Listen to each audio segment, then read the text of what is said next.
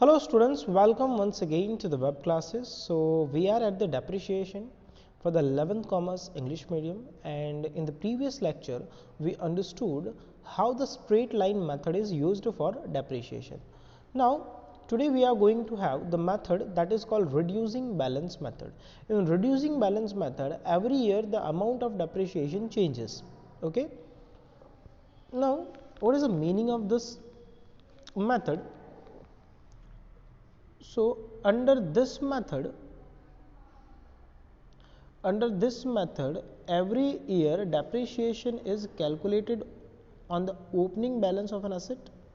The predetermined rate, opening balance means closing balance of previous year after the deduction of depreciation. Thus due to the subtraction of depreciation from the value of asset, the opening balance of asset would reduce to the extent subsequently every year. Amount of depreciation gradually reduces under this method. That's why it is known as reducing balance method. Is that clear? Reducing, why it is known as reducing balance method? Because the depreciation is calculated on the reduced balance every year. Now like illustration 2 I am taking, जिसमें general entry नहीं सिर्फ calculation है. So what it says, Shurbi and company purchased a machine at a cost of 57,000. okay, installation cost of it was 3,000, तो total हो गया 60,000 हो गया machine की value. Compute depreciation 5% at the rate of 5% under reducing balance method for the first 3 year. 3 साल के लिए आपको कैलकुलेट करना है. तो देखो कैसे कैलकुलेट करेंगे. अब कॉस्ट प्राइस ऑफ मशीन, पहले साल में कॉस्ट प्राइस कितनी आ गई, तो 60,000. 60,000 का 5% करोगे तो आता है 3,000, माइनस किया तो बचा 57,000. ये बचा ये होगा opening balance of second year. ठीक है, 57,000 है ना. अब उस पर फिर 5% आप कैलकुलेट करोगे तो डेप्रिसिएशन आता है 2850, माइनस करोगे तो आता है 50,150. ये होगा ओपनिंग बैलेंस थर्ड ईयर के लिए. फिर आप 5% डेप्रिसिएशन कैलकुलेट करोगे तो आया 2708. तो फाइनली आंसर इज 51,442. इस तरह से every year the depreciation would change. Okay, now let's have advantages and disadvantages of it. The advantages are, under this method the balance of depreciation amount and repairing expense is maintained. ठीक है, क्योंकि depreciation हर साल घटता रहता है तो repairing expense अलग से हम maintain कर सकते हैं. Because in the initial year amount of depreciation would remain high and it reduces in subsequent year, while in the initial year repairing amount remains insignificant, मतलब कम होता है. With passing of time the repairing expense increases. In this manner the balance between the amount of depreciation and repairing expenses maintained. Second is, this method is simple to compute depreciation. Disadvantage, this is not as simple as straight line method. Straight line method क्यों अच्छी है, क्योंकि एक बार depreciation calculate किया फिर सालों साल तक कैलकुलेट करने की ज़रूरत नहीं होती. Second, under this method interest on capital employed for asset is not considered. है ना, उसमें भी कंसिडर नहीं होता था, इसमें भी कंसिडर नहीं होता. Okay, now let's have the illustration number 3 under this method. So what it says, हर्पल limited has purchased a machine for 1,50,000 on 1/4/12.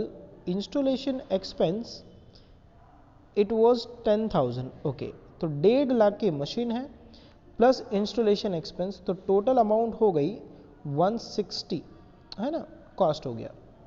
आगे,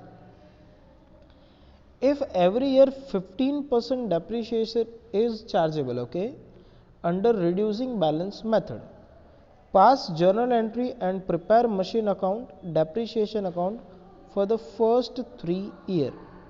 ठीक है, तो जर्नल एंट्री पास करना है, मशीन अकाउंट बनाना है और डेप्रिसिएशन अकाउंट बनाना है. Disclose the accounting effect of it in final accounts for the first 2 year. 2 साल के फाइनल अकाउंट में इफेक्ट भी बतानी है. तो देखिए पहले हम देख लेते हैं कि क्या है इसकी जर्नल एंट्री क्या होगी। तो जर्नल एंट्री होगी सबसे पहला, ध्यान से देखना इधर, 1.5 लाख का मशीन प्लस 10,000, तो machine account debit 1,60,000, to bank account 150 and to cash account 50,000। Is that clear? First entry.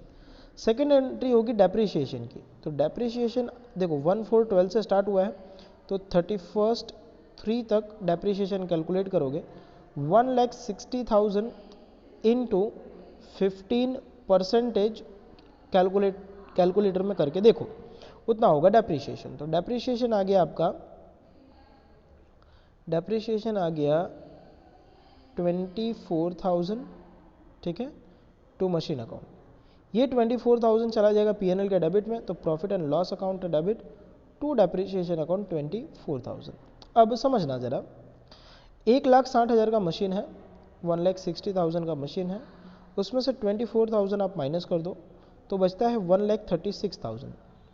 इस 1,36,000 पे अगले साल के लिए फिर से 15% डेप्रीशिएशन कैलकुलेट करोगे, तो फिर 15% डेप्रीशिएशन कैलकुलेट करते हो तो वो आएगा 20,400। तो depreciation account debit to machine account 20,400 and 20,400।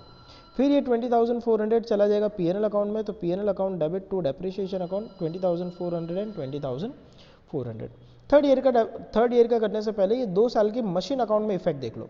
तो मशीन अकाउंट में इफेक्ट अगर देखते हो तो ये है मशीन अकाउंट, 1/4 को आप लिखोगे to bank account 150 and to cash account 60, total हो गया 160।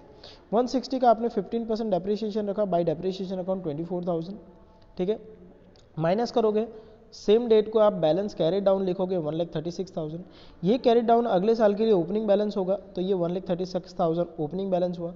फिर इसी पे डेप्रीशिएशन फिर से कितना रखोगे, तो फिर से आप ये 1,36,000 पे 15% डेप्रीशिएशन रखोगे, सो 15% डेप्रीशिएशन रखोगे, तो आपका 15% डेप्रीशिएशन आएगा 20,400।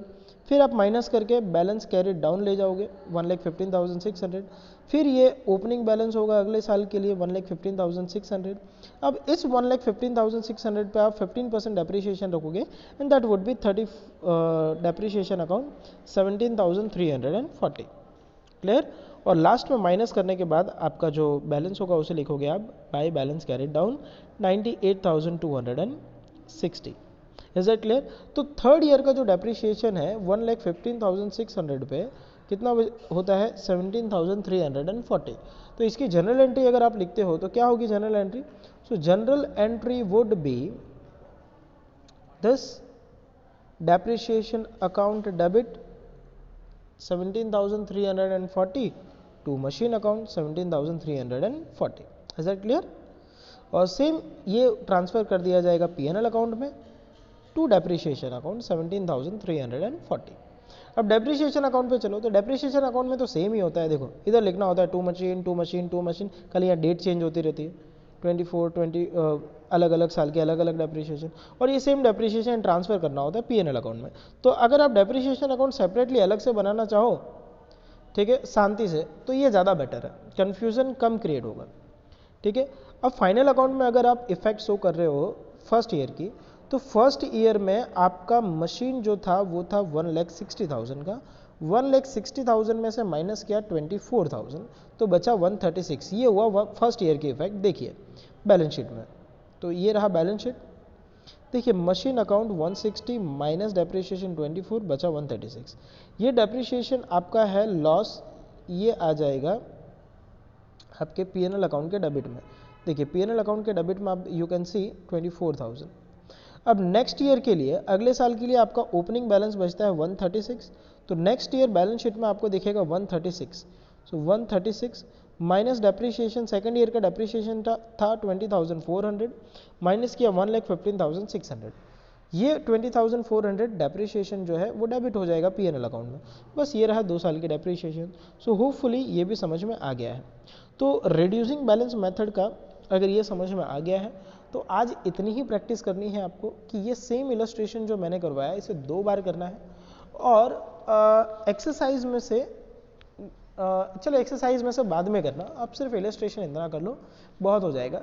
अगले लेक्चर में हम देखेंगे कि कैसे डेप्रीशिएशन पर रेट फाइंड किया जाता है, ठीक है, और कुछ नए इलस्ट्रेशन के साथ मुलाकात होगी। तो तब तक के लिए बाय बाय, थैंक यू।